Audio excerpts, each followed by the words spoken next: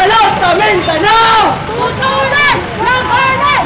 Ibasura! Kapin 500 ka mga protesters gikan sa mga nagkadaiyang progresibong pundok ang misalmot sa gipahigayong rally atol sa ika-45 anibersaryo sa balaod militar dinhi sa Davao City. Matud ni Mags Maglana, convener sa Anti-Martial Law Group Konsensya Davao, nga dili kinahanglan nga entero Mindanao ang ipailawom sa balaod militar, inay angay tutukan sa gobyerno ang problema didto sa Marawi City. Gusto natong hinumduman gusto natong babagan tungod kay nakita nato dili kinahanglan, dili kinahanglan ang martial law usa sa mga extraordinary powers sa atong presidente sumala sa konstitusyon. Extraordinary siya tungod kay pwede lang siya gamiton under certain circumstances. Ang nakita nato dinhi sa Mindanao, naay problema dito sa Lanao del Sur, no, sa Marawi nga dapat sulbaron. So nakita nato dapat tutukan to siya, no.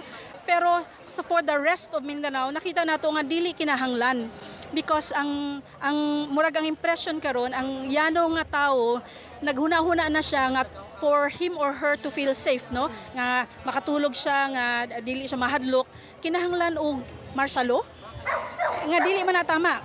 Kung strong ang atong panggamahanan, dapat kaya niyang i-impusar ang peace and order or stability through the normal means, no? Usasab sa gipunto ni Maglana ang nahitabong pagpatay sa mga giingong nalambigit sa illegal nga droga. Hantod karon wala pa may naabay na aresto, naabay na pailan og kaso, naabay maingon yun nato nga sistematikong pamaagi para madakpan ang mga salarin ba. Mabala kay noon ka kay ang senyales ang atong kaugalingong gobyerno dili ita maprotektahan against extrajudicial killings. Nanawagan si Maglana ngadto kang Presidente Duterte nga i-lift ang martial law dinhi sa Mindanao.